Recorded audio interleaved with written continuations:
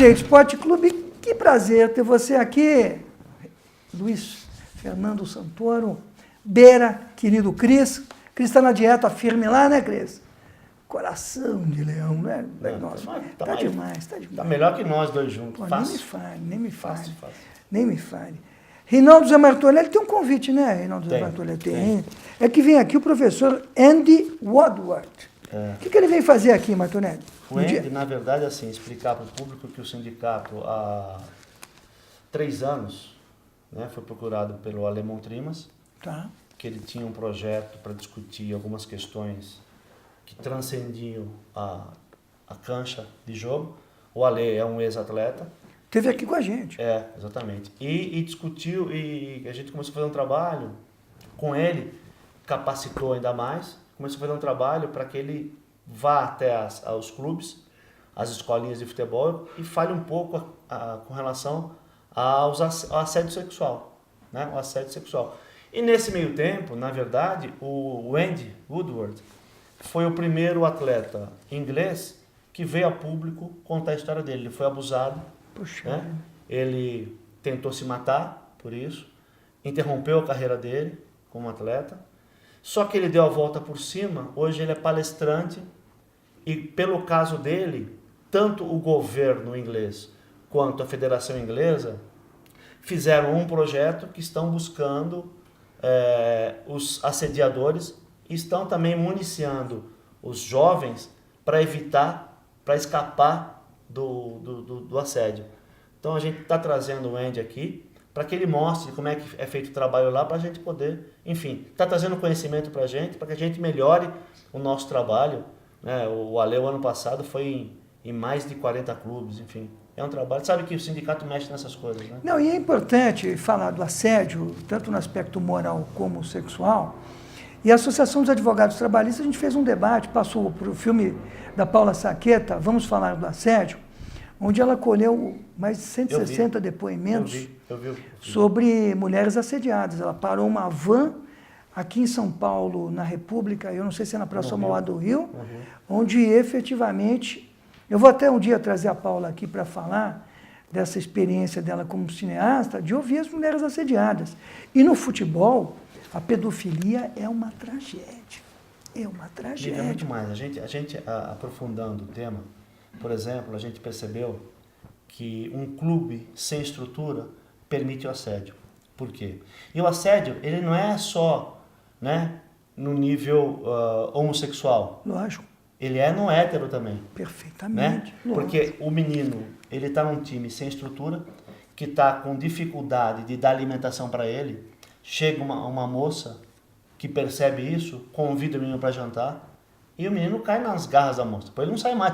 Depois, talvez, uma relação que ele não quisesse, vira um problema na vida dele. Perfeitamente. Né? Com uma gravidez. Exatamente. A gente alerta, inclusive, para essas questões.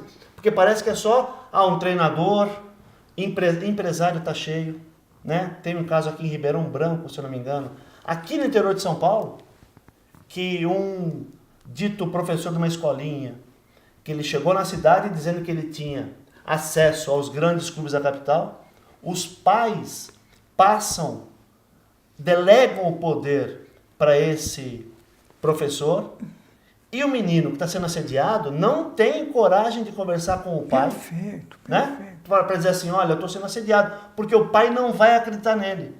Olha que maluquice. E a perspectiva de mobilidade social dá aso à terceirização da educação familiar. Exatamente. Porque o cara entrega, ele fala, eu tenho 10 filhos, esse vai salvar a família toda, porque esse sabe bater na bola, se terceiriza para um malfeitor, para um criminoso assediador, que se vale disso, efetivamente, para fazer algo que é moralmente, eticamente e efetivamente, legalmente execrável. Eu acho que a palavra nojento, e a palavra ainda segue todo o peso, porque assédio é uma coisa horrorosa. E ter esse senhor, ter o Andy Woodward, para colaborar com o sindicato, é fundamental, porque muitas pessoas vão se identificar. Nós fizemos uma palestra na associação, Martorelli, que uma das jovens se identificou. Claro. No meio do debate falou, eu fui abusada.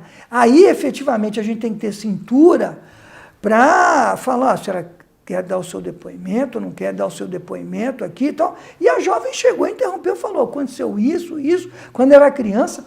E as coisas são horrorosas. A sociedade tem que estar alerta, porque a questão não é de sexualidade, a questão é de perversão. Não dá para você, efetivamente, se valer. Nós somos um país latino. Qual que é a retórica hoje, Martorelli? Oh, logo, logo não posso nem paquerar que vai achar que é assédio. Sabe aquele papo? Sim.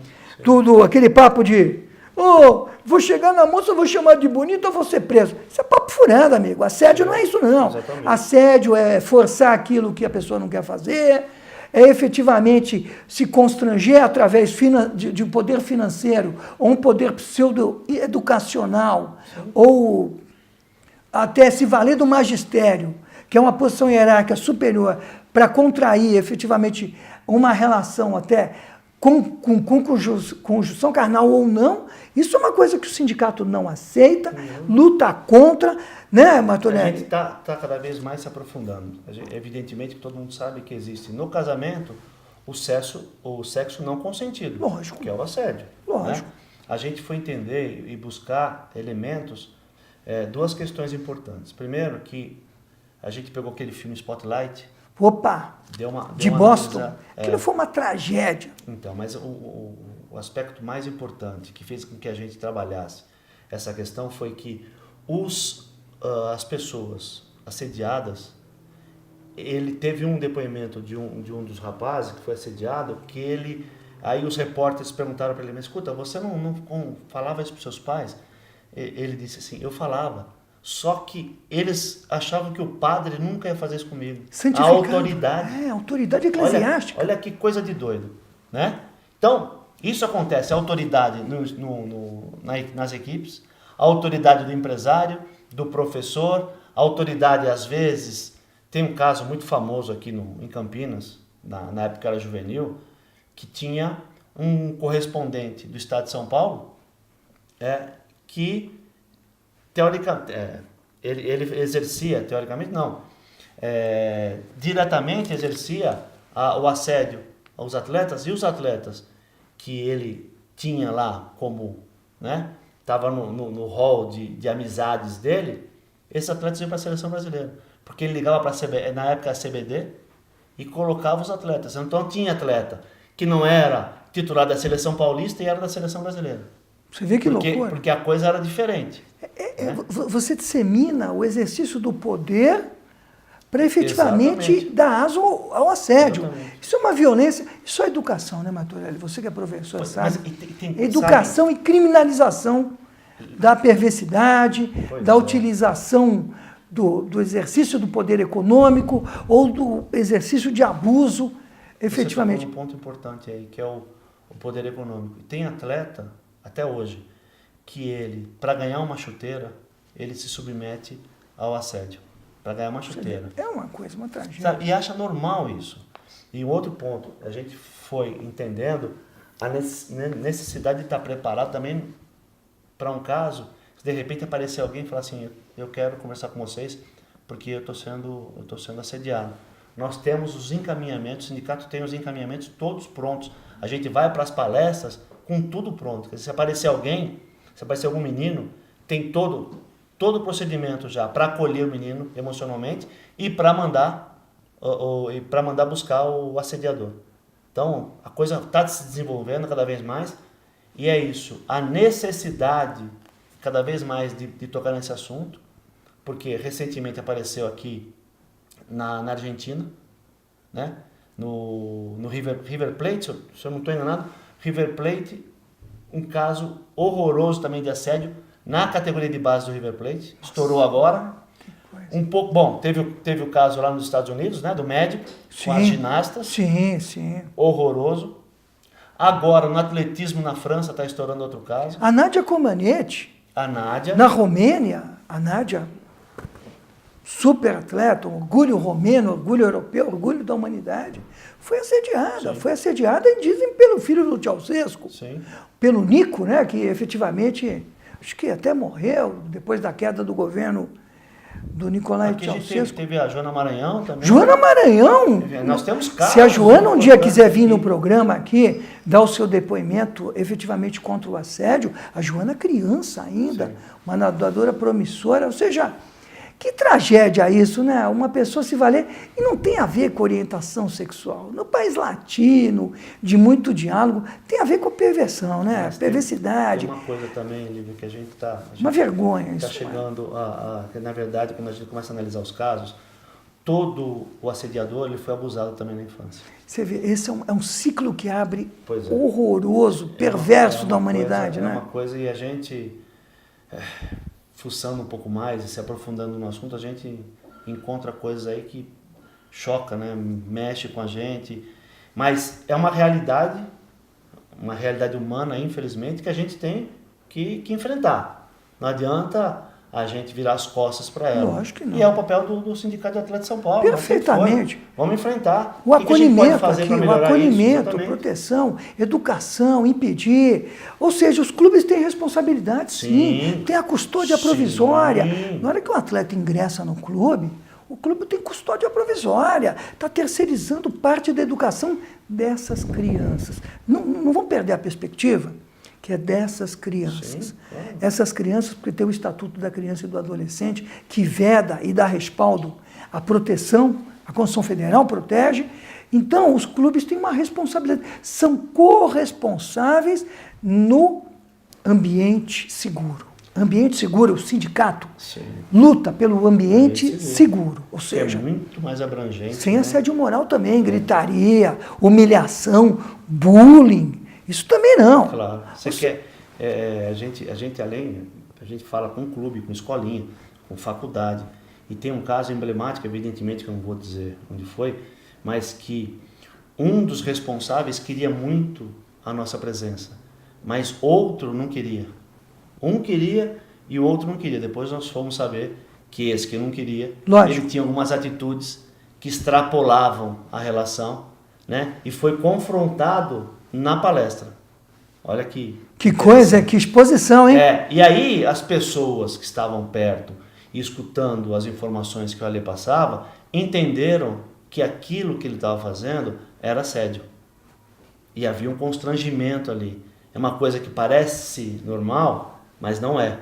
Então, é um orgulho mesmo. É um orgulho que a gente tem de fazer um trabalho de que leve um benefício, né? Leve um desenvolvimento para a vida das pessoas. Esse, na verdade, é o grande barato de eu estar aqui, de a gente poder fazer o que faz. Isso é bacana, porque se discute a questão da pedofilia, do assédio, como uma saída de punição química. Alguns países se valem da utilização química, da castração e tal. Mas a questão do ambiente seguro se dá no patamar da educação. Ou seja, o sindicato, o clube, a vigilância em todo momento. Você tem que estar vigilante. No momento dessas crianças, é a explosão da sexualidade. A gente ainda inadministra essa questão. Uma fase hormonal, variação química, biológica. Então isso, as famílias que não podem terceirizar. A família, por mais humilde que seja, tem que sempre recorrer aos professores das escolas municipais, estaduais, se valer para os médicos da cidade, no sentido, efetivamente, da preservação da pureza e da inocência. A questão da sexualidade, com o tempo, a maturidade constrói, e a educação. E essa casa, o Sindicato dos Advogados tem, e efetivamente hoje nós escolhemos para falar do assédio. E gozado que foi muito espontaneamente. Nós tínhamos um outro tema, e aí o Santoro não foi proibido, não foi falar para, e a gente continuou. Eu acho que essa é uma grita, né? Uma outra coisa contra importante. O assédio na defesa do ambiente seguro. Exatamente, uma outra coisa importante que a gente tem se deparado, assim, o clube, ele escuta, né, que há um assediador, mas ele não vai investigar, porque ele sabe que a responsabilidade é dele, então ele deixa passar. É melhor fazer vista grossa e deixar passar e não criar esse ambiente seguro do que fatalmente ir lá e falar, não, de fato aqui eu vacilei, eu contratei um assediador, eu vou assumir a responsabilidade por isso, né? E a partir de agora eu vou fazer um trabalho diferente. Não, o clube, em alguns casos, e nós, quem está no esporte, quem sabe sabe onde a fumaça fogo, a gente sabe de várias questões, mas o clube, ele simplesmente fecha os olhos. Isso que é pior.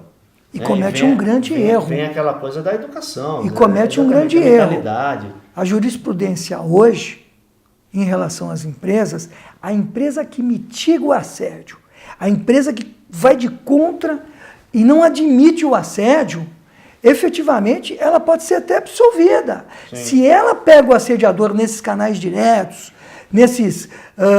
nessas aberturas, nesses canais que oferecem informação de assédio, a justiça tem absolvido as empresas. É só as empresas falar, olha, nós descobrimos e efetivamente sim, demitimos por justa causa e essa empresa não carrega a peja de ser um ambiente de assediadores. De não ser cúmplice, né? E tem o compliance hoje. Não ser cúmplice na corrupção, não ser cúmplice na corrupção, que a gente chama da tipificação penal de corrupção de menores, claro, que é esse ambiente do assediador. E isso é a sociedade demorou muito para avançar, né? A nossa Constituição vai fazer 30 anos agora. Tem a questão de uma locução que você gosta, que é a dignidade da pessoa humana, que é um pleonasmo, né? Pois é. Pessoa humana. Pois é. Mas então, a gente fala mesmo com relação à questão do assédio, mas extrapola, porque a gente trabalha, não chega de abuso. O abuso é também o assédio quando um clube ele tenta fazer com que a torcida venha agredir o atleta para o atleta pedir demissão. Você vê, isso é uma forma abusiva. Então tudo está... ampliada, né? Exatamente, são galhos da mesma árvore, né? Porque e se a gente não tiver essa consciência que tudo isso é abuso, que tudo isso não é permitido... O famoso laranja podre. Exatamente. Essa é uma locução que dá ensejo a efetivamente individualizar ou coletivizar para o primeiro grupo o começo do assédio. Ir para a imprensa e falar fulano de tal é laranja podre do esquema, faz parte dessa atividade abusiva que o sindicato é efetivamente contrário. Exatamente. E aí vem a discussão vai longe, né? Que é essa coisa de a torcida não entender, aí compra a ideia e começa a hostilizar aquele atleta. Quantos atletas não rompem o contrato porque não aguenta? E quando não vai para a violência física, o que o sindicato lembra o que aconteceu? Não, já tem um monte de ação que a gente já fez. Quantos casos de sábado, lembra? No Corinthians, no São Paulo, no Palmeiras com o centroavante, o Wagner Love. O Wagner Love, João Vitor, ou seja...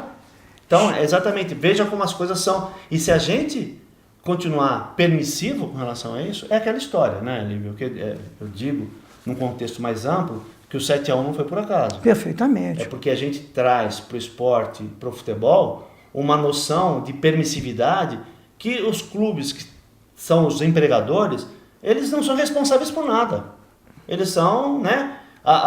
O grande público não entende que o clube, como empregador, ele é responsável, sim, pelo pagamento em dia, né? Ele é responsável por manter o contrato do trabalhador. Se ele não quer manter o contrato, ele que rompa dignamente o contrato. E os dirigentes são responsáveis pelo novo Código Civil. Ele tem que cuidar do atleta menor quando ele está sob sua tutela. Quer dizer, existe uma série de responsabilidades. Mas, infelizmente, no mundo do esporte, do futebol, como todo mundo é torcedor e torce para alguém, isso aí é assim mesmo. É normal o atleta ficar 3 meses sem receber salário, é um outro abuso, né? Quando a gente fala chega de abuso, é isso, chega de abuso. Sabe qual que é a minha briga? Às vezes eu sustento no TRT2 e sempre levei para os desembargadores de que o não pagamento em dia dá aso a dano moral. E os desembargadores falam, não pagou em dia...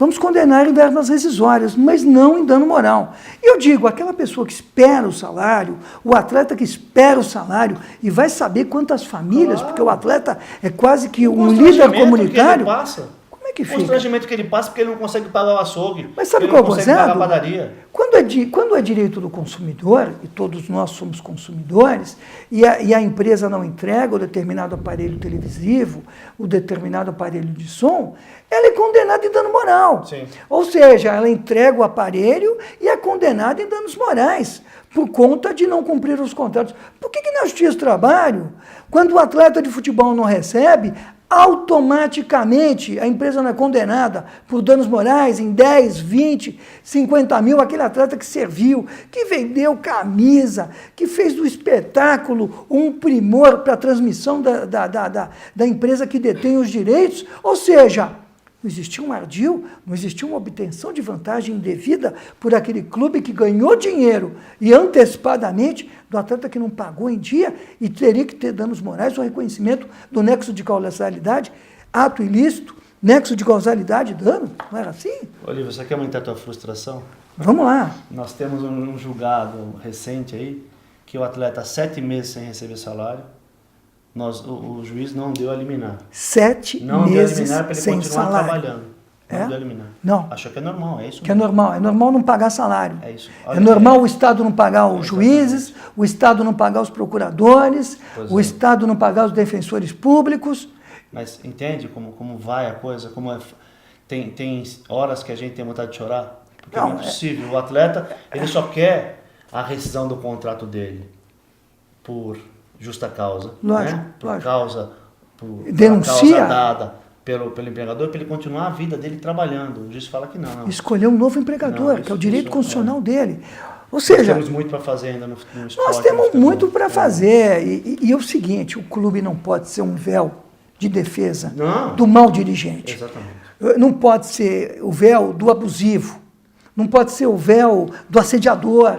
A gente tem que se valer que a sociedade tem que entender que a dinâmica e o que vale para você, vale para mim e vale para você. Claro. Não adianta você pensar que o atleta de futebol é milionário e tal, ele tem família, ele tem Não contas, ele tem todo um processo, ele é um trabalhador como você. Não importa, é aquela coisa que a gente vai discutir, a hipossuficiência. É lógico. Você discutir no direito do trabalho, É. no futebol, É. eles dizem assim, mas o Neymar, ele não é hipossuficiente. Peraí. O conceito é de sujeição e dominação, Perfeitamente. né? Que é totalmente diferente. Ele joga quando ele quer, ele vai quando ele pode rejeitar trabalho. Mas aí tem um exemplo muito que eu até falo nas minhas palestras. Então, seria como o Silvio Santos, porque é milionário, ele vai nas Casas Bahia, compra o televisor quebrado e ele não tem direito à troca. É lógico, ele é milionário. Né? Direito, Então, é? Casas Bahia pode vender aparelho Sim. quebrado para os ricos. Perfeitamente. Para quem tem dinheiro. Perfeitamente. Então não é isso. Vocês entenderam em casa? O Silvio Santos tem direito sim à troca da televisão. Ele é Como o hipossuficiente Neymar, também, ele é. está sujeito à relação. Lógico. Ele é o sujeito, ele é o mais fraco sim. Não é porque ele ganha muito dinheiro. Lógico. É totalmente diferente o conceito. Então é para abrir a cabeça de todo mundo, para entender esse meio. Bom, se tem juiz que não entende isso, imagina. Se o Neymar ganha, você imagine quantos que não ganham nas costas do Neymar. Sim. O Neymar é o nosso Paul McCartney. O Gabriel Jesus é o Sting. Gente, o rock inglês é como o futebol brasileiro. Esses caras são mitos, pô. Esses caras Geram têm muito que ser recurso, tratados. claro. Geram muito recurso, tem 25 anos só de carreira e depois vão ter problema para andar no esporte de alta performance. Vão ter problemas para poder Pra se dormir, que manter, nem o para braço que dormir, dói que nem o o tempo Martorelli, todo. que até hoje, com essa ponte aqui fantástica, fica. Gente, a ficha não vai cair. A ficha não vai Pois cair. é. A precocidade do trabalho tem que aumentar a proteção do atleta. E ao contrário. Proteja os nossos artistas. É que nem pegar. É que nem. Eu me lembro, sabe o que? Para terminar, o bullying que o Van Gogh sofria. Eu fico pensando, se voltasse o tempo, eu gostaria de dizer para as crianças que atiravam pedra no Van Gogh, para as crianças que humilharam um dos maiores pintores da humanidade, como é que elas se sentiriam hoje? Porque, para mim, não reconhecer o atleta na relação de contrato-trabalho é bullying. Sim. É um bullying, é assédio. Não reconhecer que o Neymar Júnior é um trabalhador, que o Gabriel Jesus, que todos os jogadores, Romero, vamos ampliar, todos, tá? Não, os palmeirenses param, não, vamos parar que é sério agora. E dizer que efetivamente o jogador de futebol é um hipossuficiente, se sujeita às regras, Como assina um qualquer contrato de trabalhador. adesão, Sim. como qualquer trabalhador. Vamos proteger os artistas e proteger aquele atleta que não recebe, que faz café. Sim, Faz café Com a água da chuva. com a água da chuva, em meia, faz café e que efetivamente não tem o que comer, porque o clube é mal administrado e abre falência, e esses jogadores ficam aí perambulando pelo interior do estado e pelo país todo, Que é acolhido pelo sindicato quando a gente sabe das coisas. Né? Perfeitamente. Essa casa aqui do acolhimento, por isso que é importante, eu defendo a questão do imposto sindical, defendo o imposto sindical, defendo a transição, acho que sindicatos funcionando é bom para a democracia, e agora que revogaram essa CLT, nós vamos fazer a CLT sindical. Ou seja, o negociado agora vai ser mais duro do que o legislado. Na defesa dos trabalhadores, sindicatos, se atentem. A sua base precisa de proteção e leis novas. E só vou terminar com um pequeno exemplo. A Toyota fez a convenção coletiva com os sindicatos metalúrgicos da região e não aceitou a reforma trabalhista. A Toyota falou que, efetivamente, para ela e para os metalúrgicos que atendem a Toyota, o importante é o produto de qualidade e os trabalhadores, efetivamente, com os direitos reconhecidos. Porque o consumidor compra. Sem nenhuma propaganda, a Toyota não está pagando nada aqui. Nem a Honda, nem ninguém. Só para dizer que os direitos dos trabalhadores são direitos sociais fundamentais. Acabou. E aqui o Sindicato de Atletas luta pelo direito fundamental social. O Brasil é uma social-democracia que tem que defender. Então, se é o Neymar Júnior, se é o Chiquinho da base, todos têm nesse sindicato a sua casa. Não é, Natorelli? Totalmente. Venha para cá. Venha para cá, terminando aqui. Chega de abuso, não há assédio, e o sindicato sempre vai discutir isso. Direito Esporte Clube, até a semana que vem.